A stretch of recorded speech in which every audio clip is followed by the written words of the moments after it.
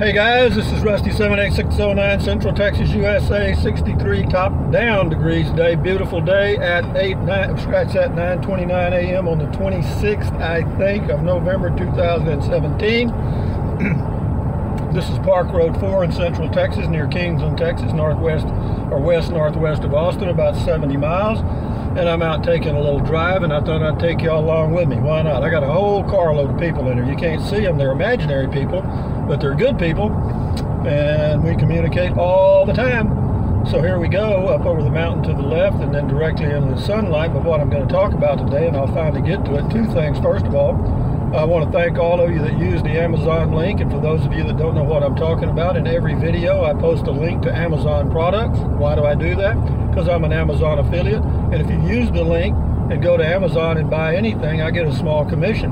Doesn't cost you anything. It's a win-win. I win, you win. If you take the extra effort, if you don't worry about it. It's no big deal. Well, it is a big deal, but don't worry about it. But having said that, we're going up over a little hill here in Central Texas. This is actually a little pretty drive here, beautiful.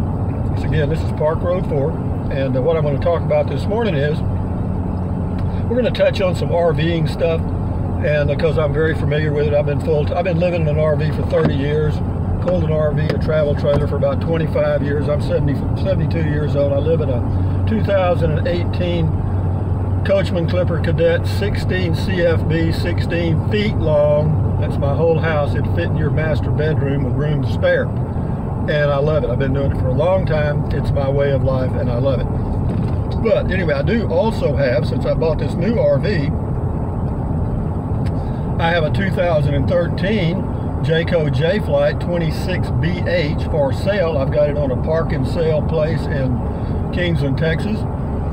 And I've had several people look at it, no buyers yet. And what occurred to me is all the lookers, so to speak, have something in common.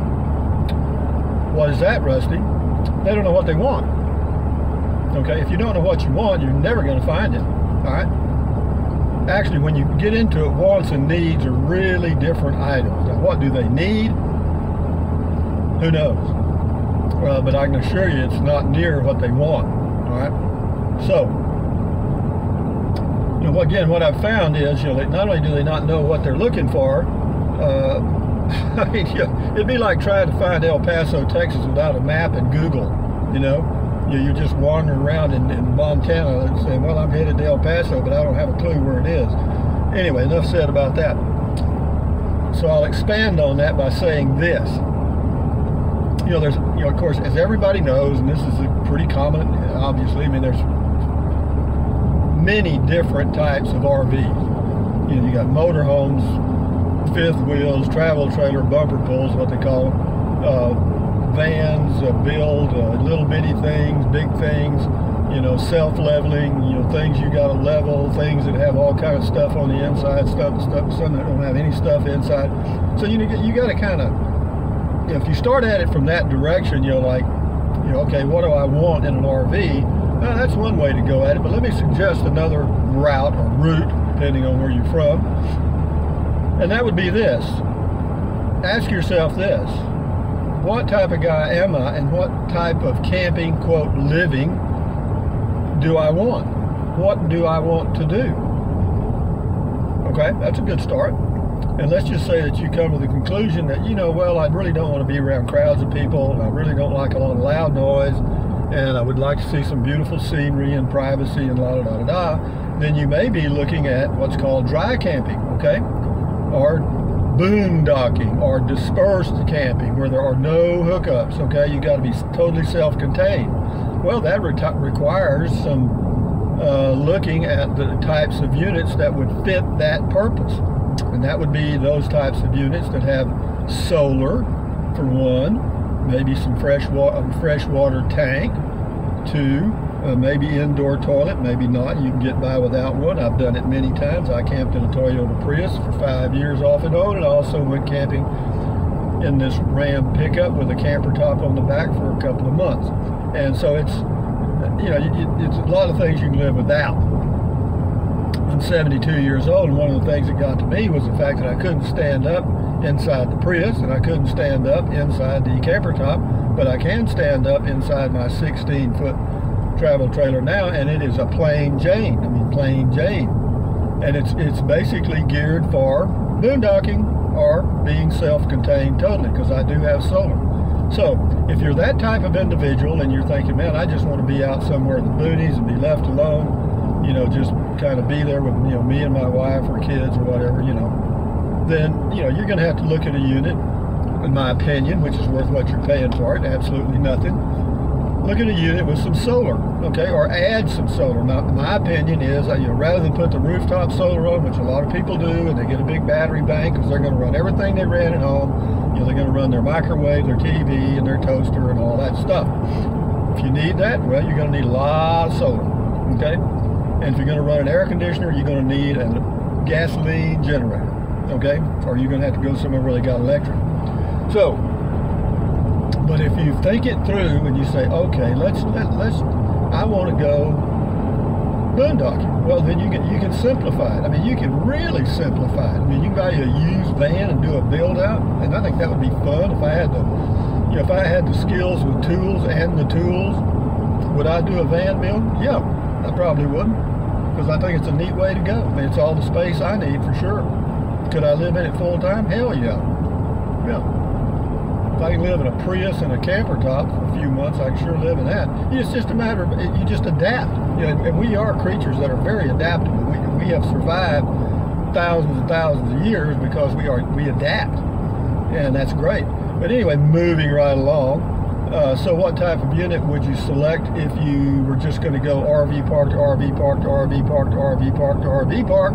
You could get any of them. You can get a motorhome, you can get a Class A, B, C, B+, anything you want, okay? Because all you're going to do is just pull in and plug in and hook up and sit there like you're at home and look out the birds, look out the window like a little bird in the nest at your neighbor, okay? And when they listen to their TV, you're going to listen to it too, the same channel, because it's going to be right next door, and the little RV walls are only about an inch thick, okay? So you're gonna, if they're close, you're gonna hear it. And dogs, oh yeah, they got dogs. Do dogs bark? All the time, some of them. And so you may get by one of those little yappers. And so, have I ever stayed in RV parks? You bet, probably close to 400 or 500. And did I enjoy it? Some of them were pretty nice if they weren't crowded. The ones that were crowded and had really narrow spaces, I thought they sucked. Okay, I'll give you an example, 2 examples actually. I was in El Dorado, Texas at an RV park, and the spaces were jammed in, but you know, there weren't that many RV parks around. I had some work to do in that area. And so I backed in, got all set up, and boy, it was pretty nice, you know. I told the guy when I came in I wanted a place that was quiet because, you know, I like to read, and all so he put me up in the section where the quote older folks were, which I was and am. And I got in there and everything was cool. I went to bed about a little after dark, say around 9 o'clock, and about midnight I was awakened by what I thought was either a hell of a thunderstorm or a tornado was in my bedroom. And what it was the lady next to me started watching television, believe it or not, at about midnight. Okay, and she watched television all night long. Okay, why, I don't know. She just did. And she was hard of hearing. And she was about 80 plus years old, and she would turn that television, the sound all the way up, lean back, and do whatever she did until early morning. Well, that went on. Well, after the first night, when I came in from work that evening, she was outside, and I mentioned it to her. She said, "Oh, I'm sorry." She said, "I'm hard of hearing." And I said, "Well, let me ask you this. Why don't you can you get a headset?" You know, I said, "I'll even pay for it. You know, I mean, I'll get you a headset, and you just put the little things in your ears, and you know, that way you can hear it perfectly, and I couldn't hear it at all." No, I wouldn't do that. I don't want to damage my ears. Okay, I hear you. Fine, fine, fine. Well, anyway, the next night, same thing. So I go down to the RV office, and the guy says, well, he moved me to another spot. Okay, so that worked out okay. Then RV park number 263. I'm in another site, and it was a pull-through site, nice. And I'd been there about, I don't know, 3 or 4 days, and in comes a guy pulling a big 5th wheel with a big diesel dually, and which is fine. And but anyway, he got up early in the morning to go to work. Well, I didn't get up that early, but he got up earlier than I did. Well, what he would do is he would crank up his diesel. I don't know if he had one of those electric start things that he did from the inside of his RV, or he actually had to physically walk outside. It doesn't matter. He'd start his diesel dually pickup, and the exhaust was pointed right at the side of my RV. Okay, so what happened? Guess what? Within a few seconds, the inside of my RV smelled like diesel. And did I like that? No, I didn't. And so then what I did there was, I only had 2 days left on that job. So I pulled over to a Walmart for the last night, and that was the end of that thing. But yeah, so you run into all kind of stuff, and dogs, God, dogs. I mean, dogs are okay if, you know, the owner has them under semi-control. But anyway, so having said that, you know, the whole point of this video, which is, the whole point of this pointless video is to let you know that when you're thinking about acquiring a used or new RV of any type, you might want to sit down with yourself and say, what type of camping am I going to do? What do I want to do? I mean, if you're going to go to resort to resort to resort, you get anything. If you're going to go boondocking, dispersed camping as part of your repertoire of things, then you're going to need to look at something that can be easily powered with solar. Well, you stupid. Anyway, enough said.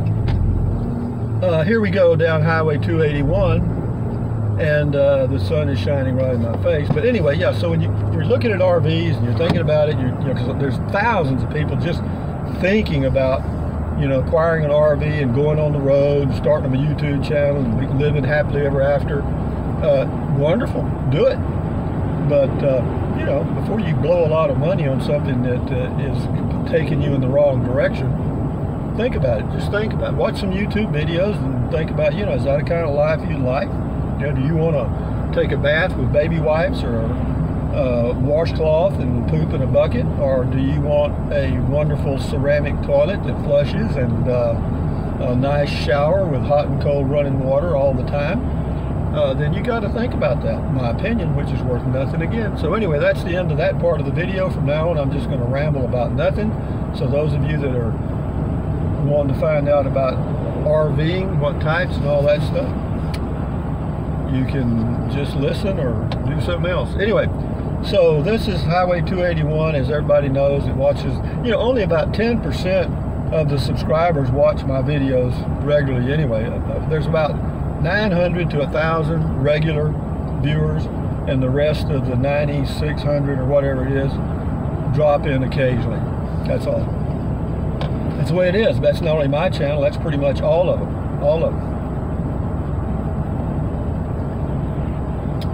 PewDiePie, he's the #1 man, I believe.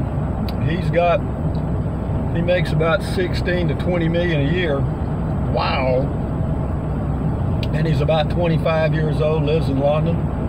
Yep. That's him. And you know, there's other guys, you know, like I think Bob Wells on Cheap RV Living, I think he just went over 100,000 subscribers, which is a lot, you know. And he also bought him some land. See, I know he's making good money. I mean, very good money actually, which is fine. I mean, that's what you do that for. And he works his little butt off, and he does some really good videos. But you know, so he's acquired some land, and I don't blame him, because he's planning ahead. You know, he's getting a little long in the tooth, and so he's thinking about, you know, one of these days sitting at home and not fighting the crowds or doing whatever he does. But then and he can do videos at home. I mean, on his own property, he can invite people out to do videos, whatever he wants to do. So anyway, we're moving towards Marble Falls, Texas on Highway 281, going south about 70 miles west-northwest of Austin, Texas. Where did Amazon decide to locate their new headquarters? Does anybody know? Or have they haven't decided yet? I was really scared they were gonna, not scared, but thinking about the future. If they picked Austin, Texas, the rents around Austin within 100 miles are already ridiculous anyway, and that would just drive it up more, because those techies that work with Amazon and some of these other groups, they make pretty good money, so they don't mind paying $2,000 a month in rent.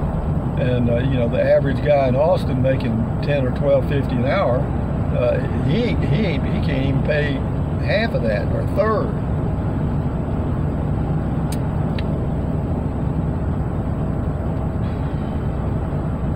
Got to get some gasoline today.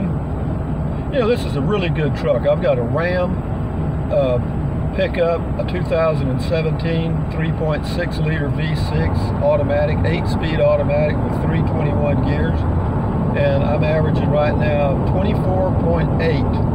It averages between right around 25 all the time when I'm not towing.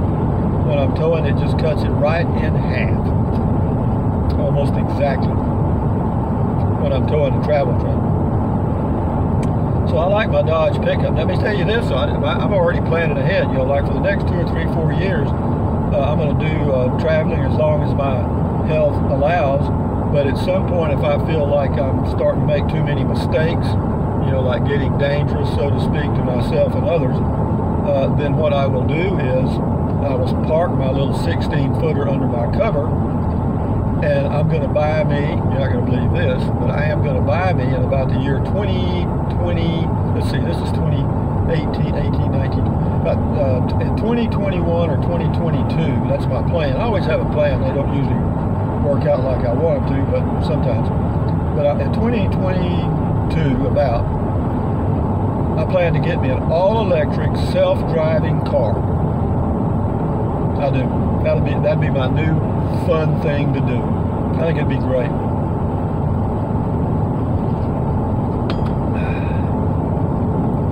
I think it would be really good. You can get one now. You can get a Nissan Leaf for, with after-tax incentives around 25-ish. All 100% electric, but it's only got a range of about 110, 120 miles right now. The 2018s are supposed to have a 200-mile range. And Nissan and of course Tesla, they both say that by the year 2020 they'll have over 300-mile range on all of their all-electric cars. We got the DPS up here, got them somebody on the left, the Department of Public Safety, Highway Patrol, and it looks like somebody ain't too happy. Nobody's happy when they get stopped. Okay, the gasoline prices at that gas station on the left is $2.14.9 per gallon. Why do they do the 0.9? Because nobody thinks about it. If somebody asked you what the price was, you'd say $2.14. You wouldn't say $2.15, even though it's $2.14.9. So they pick up an extra penny right out of your brain. Marble Falls, Texas population, I think around 6,000. And I'm going to Walmart to get some gasolina, petrol.